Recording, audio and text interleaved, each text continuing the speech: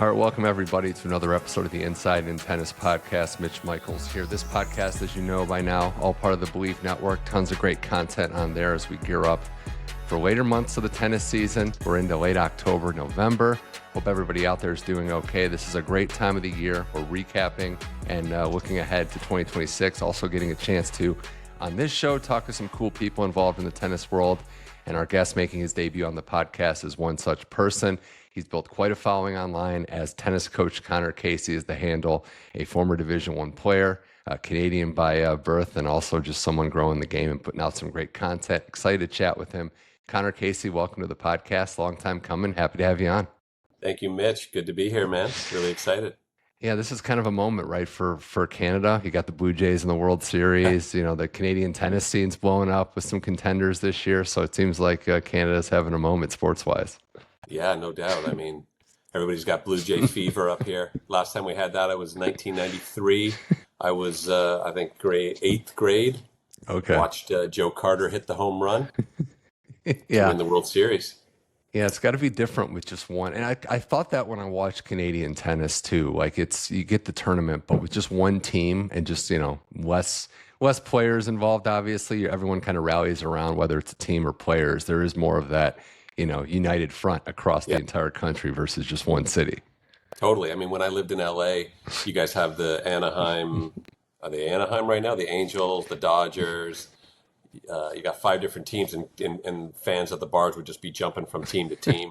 That's a luxury, but it's a good reason to drink. Yeah, always looking for reasons like that. And you're definitely not hard to find. And I want to get into your story before we get to the content you create and how you've made a name for yourself. But growing up in Canada, finding tennis among other sports, we know it's a big hockey area. We know there's, like we mentioned, the Blue Jays and lacrosse and other sports people play. But how did you discover tennis in a non-traditional area at a time when, looking back when you were growing up, there weren't as many pro bona fide stars? How did you find tennis and find out that you could excel at it?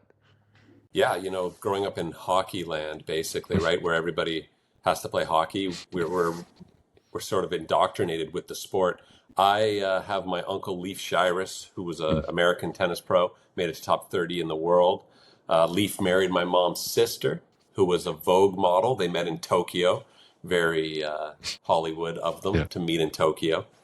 And Leif was just the coolest guy you could ever imagine. I mean, I was the first in a lot of cousins. I was the firstborn, and looking up at my aunts and uncles, I have a ton of them, with Leif coming into the picture, this good-looking, blonde sort of guy from Milwaukee who's top 30 in the world, and all my aunts and uncles are just oogling around him because he's this star. I picked up on that energy and realized, okay, tennis is the way to get the attention of my family.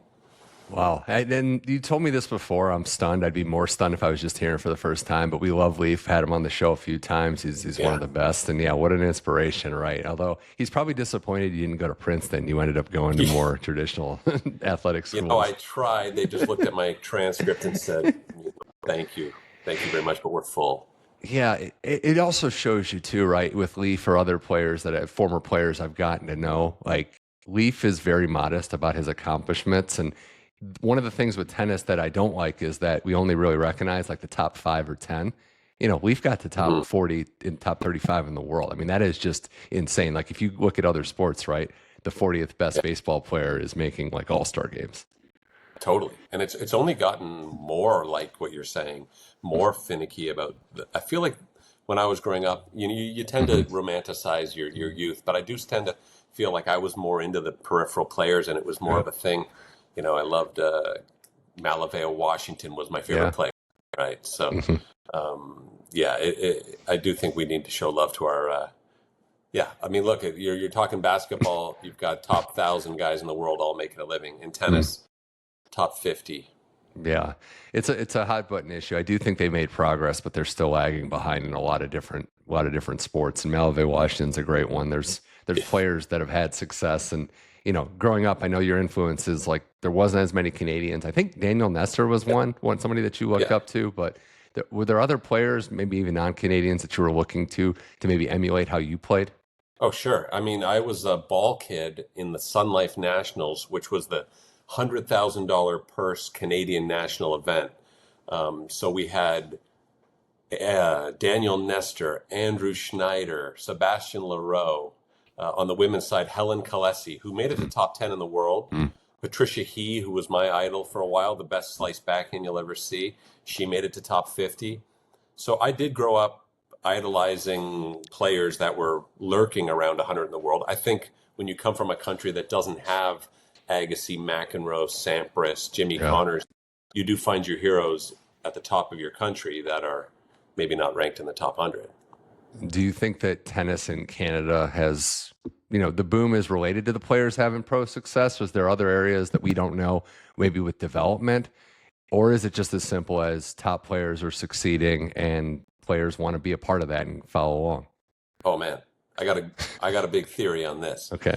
So, yeah, Canadian tennis was in the dumps. It was not considered a sport up here. When I grew up in the late 80s, early 90s, if you even suggested as a junior that you wanted to be a pro, instantly made fun of, told why it doesn't work, you'll never get there. I mean, the best we had was Andrew Schneider, but he was a fluke, around 50 in the world. A huge group of us that were growing up in the 90s there was two things that happened. Number one, a bunch of us went to college tennis thinking that we could, defy the odds and actually go pro, but we would go through college to appease our coaches who were insisting we go to college instead of going pro, right? So there was a big army of players thinking they were going to go to college and then go pro. We went to college, got our butts kicked, and then came back and told all the juniors going into the early 2000s, the Miloshes, that, guys, this sport is a lot harder than we think. Right. So I think I like to take credit, right? Of course. I got to find a reason why it was mine. Okay. So we came back from the war and said, this is serious. This is the stuff they're doing in college. This is the stuff we need to do. At the same time, the Canadian Tennis Association, Tennis Canada, had this guy, Louis Caillet, who's a famous coach. He's one of the best technical coaches you'll ever meet, and arguably regarded as the best technical coach in the world, at least from what I hear. Right. I had the privilege of working with him. So he designed the curriculum for Tennis Canada. We took curriculum from Belgium, from France, and from Argentina, and sort of admitted we didn't know what we were doing and crafted a curriculum to develop our juniors. And then that curriculum was put into place. And that's what you see with players like Denis Shapovalov, Felix, Milos, Bianca. So we really did do a big restructuring with our education system. I like it. Your generation was like the sacrificial lambs on the battlefront. Just into the slaughter, came back. All right, plan B. This isn't working. But first one through the door, get the bullet, right? It is true though to think about that, because whatever it was, whether it was just a regroup, as you said, and going to the right people to restructure everything, there is a reputation that some of these Canadian players are match tough. Like we're always having theories of what's the special sauce, because you've seen players, everyone can hit the shots. What separates the winners and losers? And a lot of it isn't even the tennis technicality. It's who's tough, who can figure stuff out, and who can roll with the punches in a match, who can, as Bianca did, run through in 2019 the US Open and go the distance. Yeah, well, you see, especially with Felix coming back right now, which is a really good moment, just for tennis in general, Canadian tennis, but tennis in general. I mean, he's such a charismatic figure, and it's great to see him maybe arguably pushing to be number 3 in the world right now. But yeah, I think also on the Canadian front, if you look at some of the Canadian tennis players, they've got really nice technique, and I think a lot of that has to do with the fact that you're raised indoors in this controlled environment, so you do get the clean hit on the ball. Whereas maybe some of the players like from Spain and that play outdoors all year round, they're a bit more rugged, so to speak. Yeah, and especially this time of year, right? It makes all the sense in the world why Felix is having success indoor hard if he grew up playing on it. The first time I saw Felix in person, tennis players have a similar build in a lot of ways, leaner, not as much muscle. He was one of the bigger tennis players I saw in person. So you see him and you're like, okay, there's a lot of power in his game. So I wish him the best. And newly married as well, so maybe that's part of it. Yeah, he's focused now. So how does, you kind of mentioned it, but you were, a top junior player, I think, if I have this right, number 1 in Ontario, and then one of the best in Canada. How do you go to, American college tennis, Ole Miss, and then Ohio State? I'm an Ohio guy as well, so we have that in common as well. But how does it take you from Canada all the way down to the college tennis rinks? Yeah, reluctantly, I think at that age, I was one of these guys, 17, had an ATP point and figured I was just going to go pro. And my coaches, my parents, Yeah. all the recruiters were like, you maybe need to go work on your game. So sort of to appease them, I decided, Hmm. okay, I'll put my pro career on hold and go play college tennis. Right. And ended up going to, like you said, Ole Miss, and then transferred to Ohio State. And during my college experience, I got smacked very many times from the humble stick and realized, okay, maybe I'm not as good as I think Yeah. I am. It's interesting because Ty Tucker's still there at Ohio State, and that's what Yeah. been over 2 decades. His name wasn't on the court when you were there, I'm assuming, but still, Ty still a Tucker's name power. was just written on the bathroom wall Yeah. for a good time called Ty Tucker. Other than that, it wasn't on the stadium. Yeah, and I'd have to imagine that when you look at college tennis now, it's night and day. I mean, the amount of, well, not just the quality of players, Connor, don't want Yep. to take away from your generation, but it's a viable path now. There are a lot of players, especially overseas, that say, go to college. That's the best way for you to become a legit pro. Look, a couple months ago, I said, I think in 10 years, the majority of the top 100 on the tour, on both the men and women's side, 51 of the top Mm-hmm. 100, I could very much see them having gone through college. Hmm. And of course, I got roasted in the comments, but now I'm seeing like every time a college player makes a push, I'm going, this looks big. And like if you look at the All Americans right now, there are guys and girls in the top that are ranked 400 in the world that aren't even getting into the Hmm. qualies. When I played, if you were top 400, you were not, you were ranked top, you were seeded top Yeah. five. Sure. Yeah, it's still strange to me that we haven't had that single slam winner. I think since McEnroe, like I think it's going to happen, and it should happen at some point. But yeah, Well, didn't the number one player junior in the world just agree to go play for Wake Forest? I think that's yeah. It should the men's side is just it's so consolidated at the top that that's a Oh, little harder to break. But I'd yeah. like to think we've seen some women Grand Slam finalists and men with like Kevin Anderson and a few others. Yeah. But that said, and Anderson and like Isner and these players are a good point. I wanted to ask you, as someone that played and is around the game, why do you think that some of the players that succeeded the pro from college weren't even top players on their own team, that they were late bloomers, that they were maybe third or fourth singles? I mean, there are the Ben Shelton types that are just good and find a way and succeed at all levels. But why do you think there's more late bloomers in the pros that weren't even, really the best version of themselves in college? Hmm. Well, it's a good question. I think on the doubles side, it makes a lot of sense to me. Like guys like Rajiv Ram, Hmm. Adil Shamazdan, a Right. Canadian, was a journeyman for a good 10 years before he cracked the top 50 and top maybe even more than that in doubles. I think these guys mature into it. They get used to the travel. They sort of find all the travel hacks of how to travel lightly, where to Hmm. stay. They're figuring out the momentum of these tournaments and the patterns and giving themselves, like you talk about the mental side, they're really, I believe a lot of them give themselves the benefit of the doubt and understand that Hmm. they're continuing to improve. I think with tennis, because that peak window of early 20s is often seen as an imperativeness, like you Yeah. better be playing your best tennis at that time. A Hmm. lot of players panic and pull shoot on their career too early Yeah. because they think they're not playing their best at that time.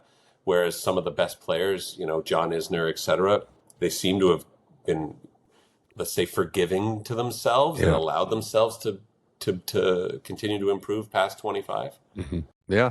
I mean, I look at it on the women's side too, right? Jen Brady was one at UCLA. I don't think she was in the top Right. two or three singles and then is making major finals. So it's all Yeah. about believing in yourself and maybe understanding that it's a long process and not being afraid to put in the development work. And at the college level, I was just talking to Drake Bernstein. I was in Athens a Yeah. couple weeks ago with the Bulldogs, number one team in the country, the women.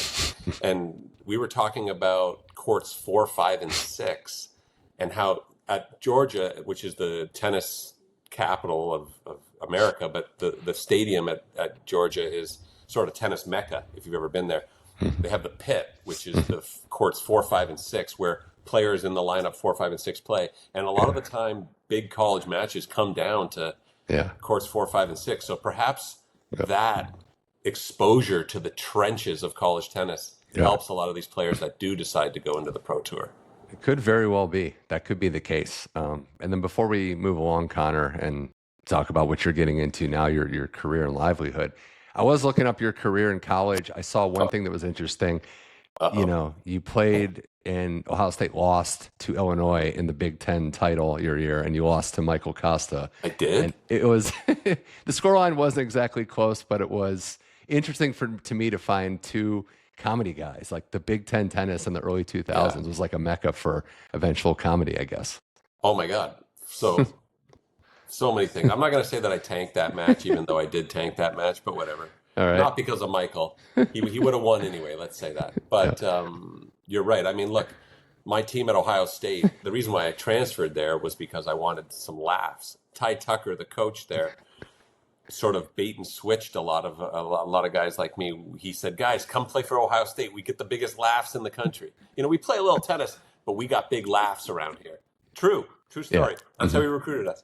So I showed up day one, and there was me and four other clowns on the team, and we realized quickly that we were going to get some laughs, but this was like a bait and switch. He wanted to take these comedians and Yeah. sort of like beat the comedy out of us and train us hard. And then Michael Kosta, he was funny during the match, which bothered me. At one point, he hit a winner and turned to the audience and swooped his arms like this, like a condor. And the crowd were laughing and loving it. And it bothered me double because my nickname was the Condor as well, spelled with a C. So Wow. Interesting. No, I look back at some of those moments. It's like people that cross paths, like you never really realize what's going to happen going forward, but yeah, funny to look back. And I know if there ever was a rematch, I think it'd be a lot closer today. I'll go out on that limb. So we'll see. I want to play doubles with him now. I think. Maybe. I'm a big fan of his. I love what he's doing with the Daily Show. It's great stuff. We got more with Conor Casey here on the Inside in Tennis podcast.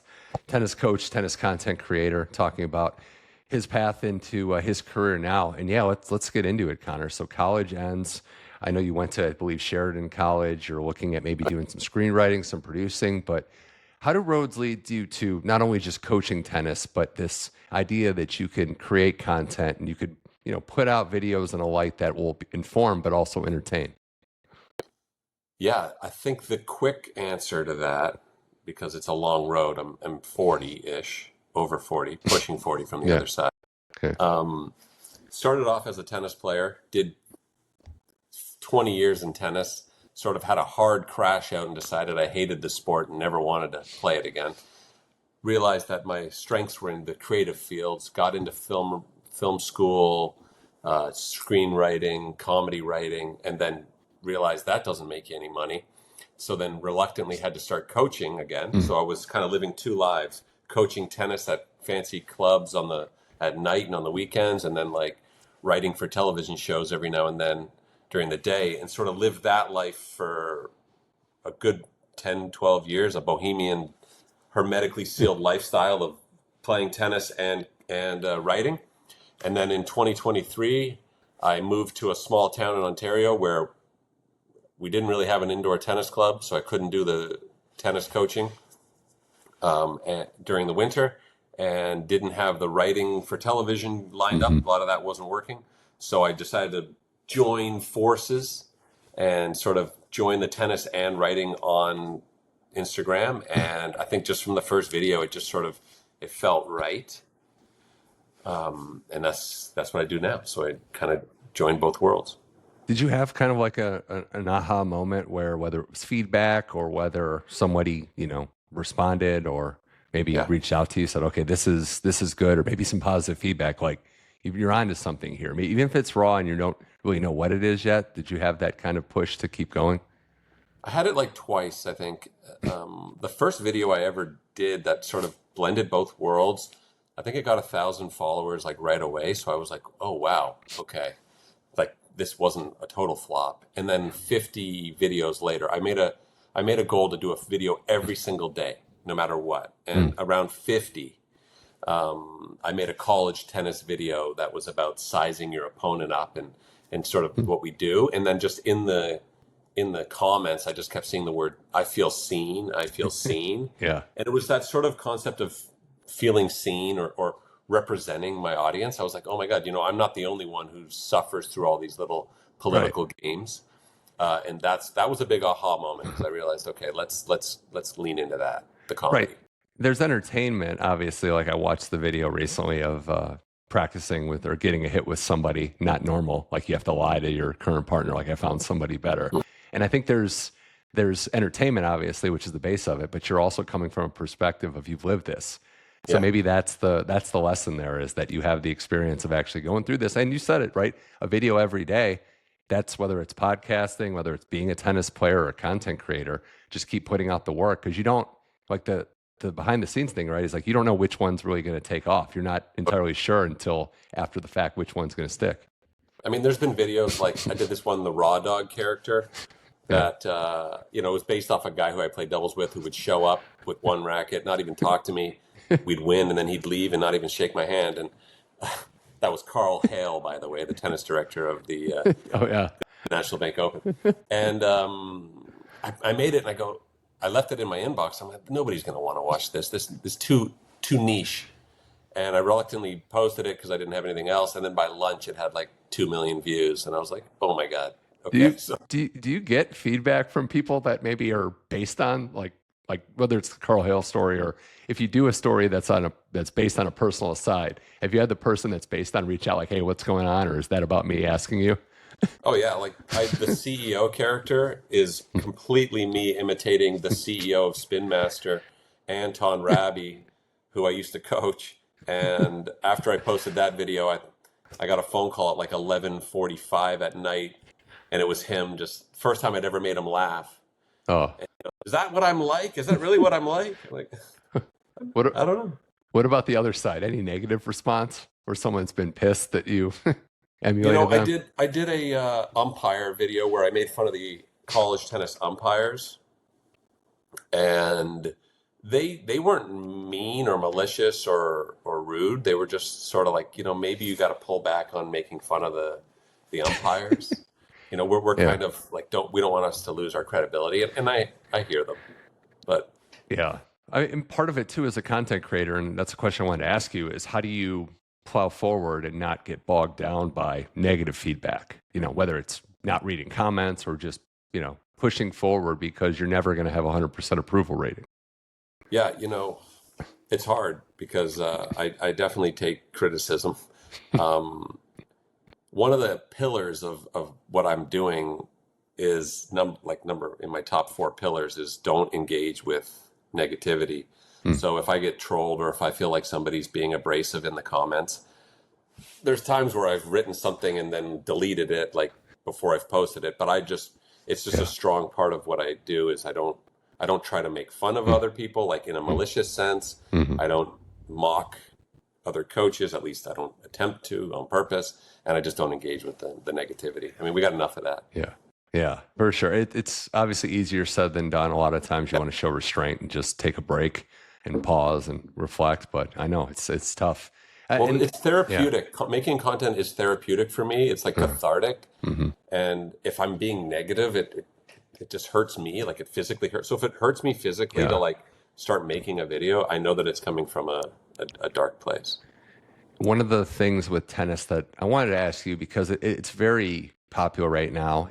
I've been around the game, not as long as you, but in the last decade, I've noticed the interest, the outside interest. It's popular among casual fans. People are more curious about tennis than maybe they've been in a while. But in some of your content, I wanted to pose the question is that do you think that there's I want to say fun problem, but do you think that there's an issue with maybe tennis not being as loose and as light as it should be, that there's still an old guard of tennis fans and faithful that maybe take it a little too seriously? Yeah, I grapple with this idea. I mean, look, it comes from a place of exclusivity and superiority. Like that's the stigma that I was born into with tennis, right? That it was a country club sport, and I was made fun of for being a tennis player in high school, for playing a wimpy sport, especially in Hockey Canada, right? In any sport where you're not getting punched in the face is for wimps. And as I've gotten, it hasn't really changed too much. I mean, there's always this push in our sport, whether you talk to, you go to these conferences for coaching and you talk to brands, everybody wants to make it more accessible. And I appreciate that. I do wish more people played the sport, but I think it's this catch-22 of wanting to be accessible, but also like tennis is hard. it takes you 2-3 years to learn how to play it. And once you can master the continental grip and start winning some matches, you almost feel like you've joined this exclusive group that worked hard to get there. Yeah. And yeah, I mean, that might come with building a bit of a pompous ego at times. Yeah, it takes a lot to get there, and then when you're there, you're like, this isn't for everybody. I worked hard. I understand where you're coming from. And I watched the one video where you mentioned and it was kind of like a question, which is kind of why I like some of the content you put out on the Substack as well, which I want to get to, but it's not so much this is right or wrong. You kind of pose the question of, hey, leave it in the audience hand. What do you think? Whether tennis should have more music, have more sound, right? Like whether it should be played in silence, or we should be able to, live a little bit with some music in the background. Oh man, I think all country clubs or tennis clubs right now are going through a bit of it's one thing, the battle with tennis and pickleball. Another thing is the internal battle with tennis of, should cardio tennis classes have music beside people that don't want music? Should we break the silence of our sport? I think we're in a bit of a deconstructionary place right now. It's an area of growth, but with growth, there's growing pains, as you know. Yeah, you're on the front lines, right, for the tennis pickleball battle. You're seeing some battles being waged right on the ground lines. It's interesting, right? Because when I was trying to grow as a content creator, and I'm always still trying to, but at the beginning, I did this little rage baity piece about tennis and pickleball are at war, and I saw in the comments the vitriolic campaigns that both sides were making, and they started to go to war with each other in the comments. And I'm like, okay, this is something that can get views, stoking this fire, rage baiting people into the tennis versus pickleball, but it's not something I want to be a part of, because it's not healthy. I'm not going to sit there and throw shade at pickleball. I might make the odd joke, but at the end of the day, like, it's way more positive than negative. I looked at it from the outside, 20,000 foot view of a literal like turf war in the sense of facilities. Like the whole thing started. There was two fronts, right? There was making fun of the sport, like making the jokes here or there, but it was literally access to facilities, and that was where I think building more pickleball courts is the solution, right? Because when you had tennis courts being turned into pickleball courts, that's just going to promote conflict at a level that we're not really ready for. But it's the interesting thing with this financial model, and why I think pickleball might be a little bit of a bubble, and I'm not saying this from a bitter place, is that pickleball is built on the idea of grab a racket, grab a paddle, go play. Play these round robins, people show up, they play the round robin, and they leave, right? So there's not a lot of financial, not a lot of liquidation here. They're not taking a ton of lessons and paying. So, but tennis is all about get into some lessons, get into some programming. So a lot of the people that I know that have jumped on this pickleball bandwagon and built big clubs are struggling to get the pickleball community to spend money. Yeah.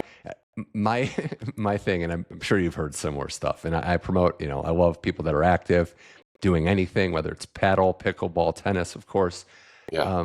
I think there's maybe a lack of preparation, whether it's stretching or getting ready out there.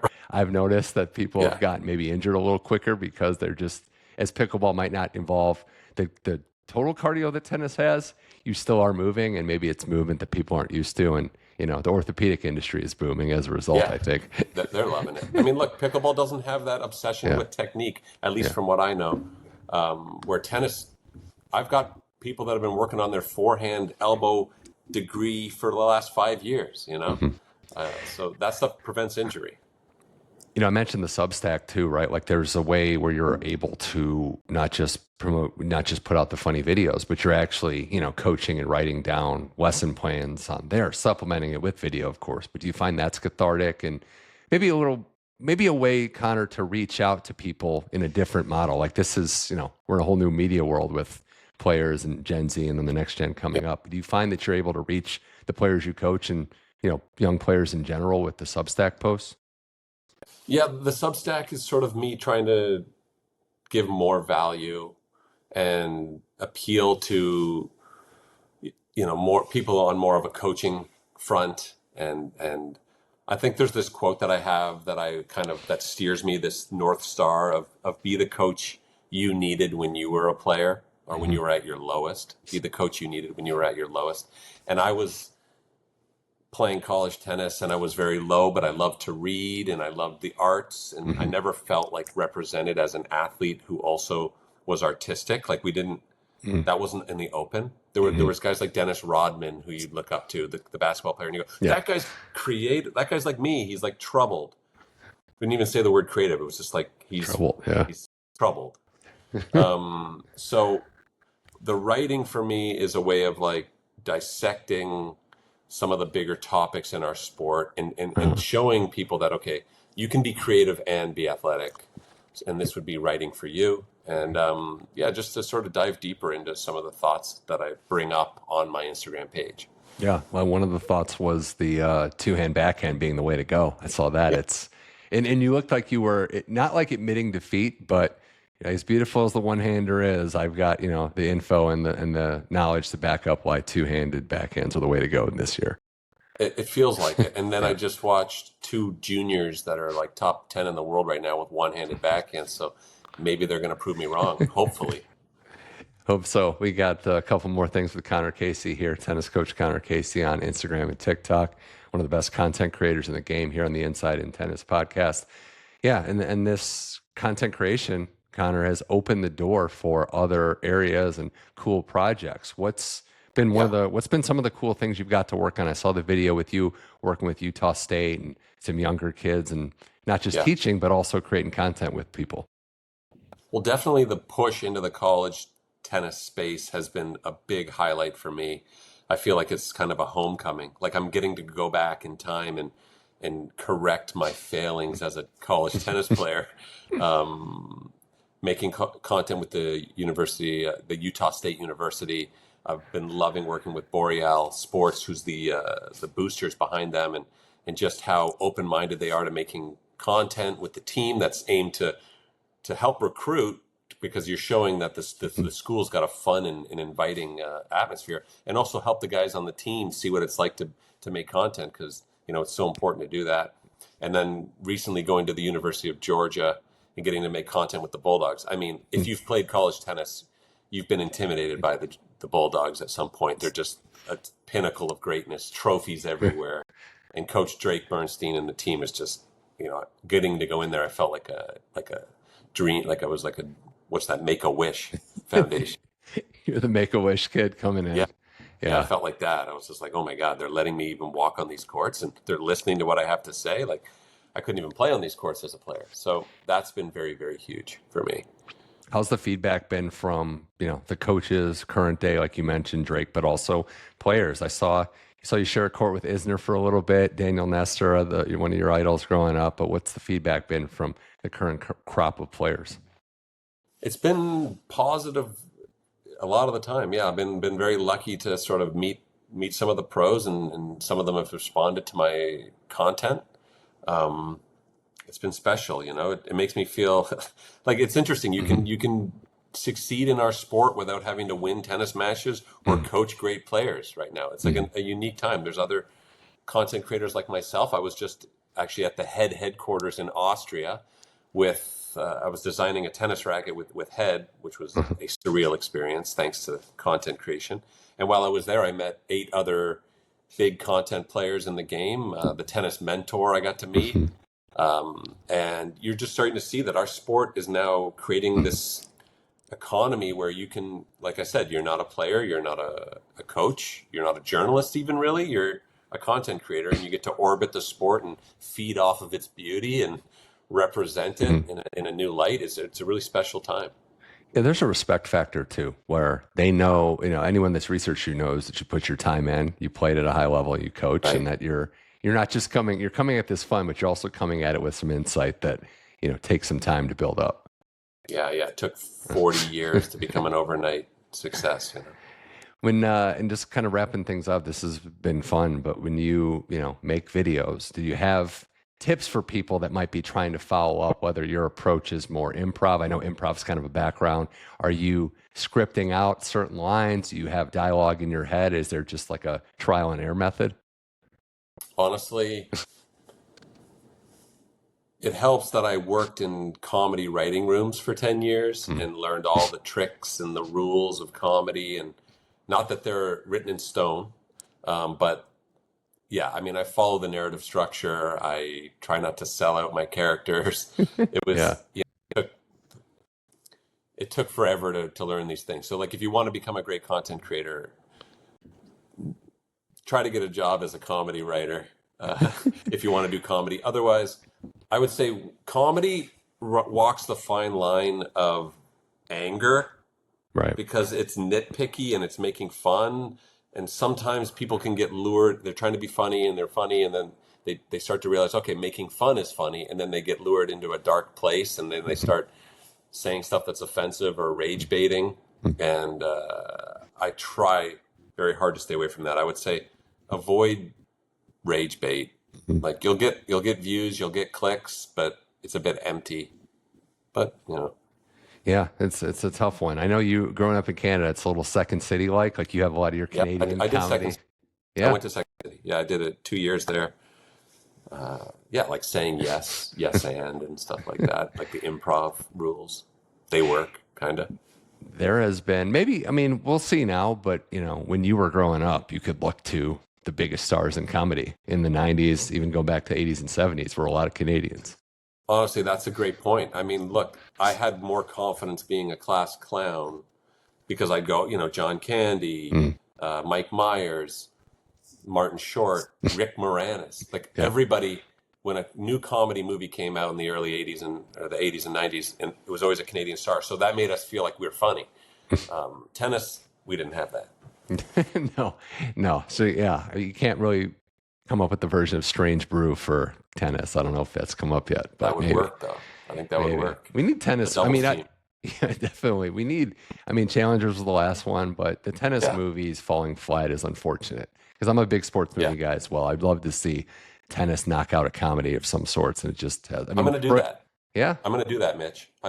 That's one of my goals, and I already have the opening shot. We use AI to recreate a golf, like the end of Caddyshack, when Chevy Chase or the kid win, and then we just we use AI, so we get to see Rodney Dangerfield, and then we pan over to the other side of the country club, and it's the tennis, and now we start a tennis story. Wow, yeah, that's all I'm going to give you. Going off Caddyshack, that would be good. Well, Conor, this has been a blast. Anything else? Anything we should know about coming up for you? Projects you're working on, things we're going to catch you at doing forward?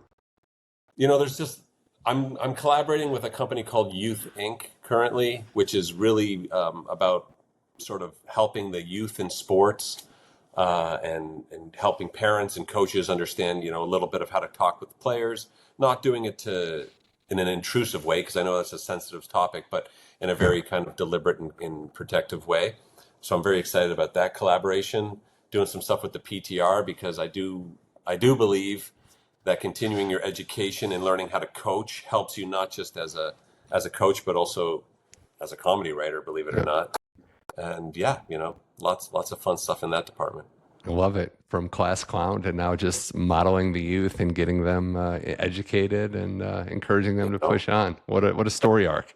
What a 3-act play that was. Yes, that was 3 acts. Are we in the twist? Hopefully. Yeah, we're almost there. But that's Conor Casey. We appreciate him coming on.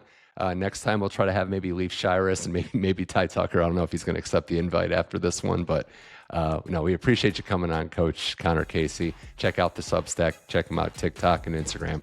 Thanks for coming on the Inside in Tennis podcast. Great to be here, Mitch. Thank you. That was Conor Casey. This was the Inside in Tennis podcast. If you like the show, we're on all your platforms, all your podcast platforms. Go to Apple, Spotify, iHeart, Amazon Music, and subscribe to the YouTube channel as well at Mitch Michaels for the full video episode. Leave a nice rating or review, and when you subscribe, every episode on your podcast platform is automatically downloaded to your listening device. It's that simple.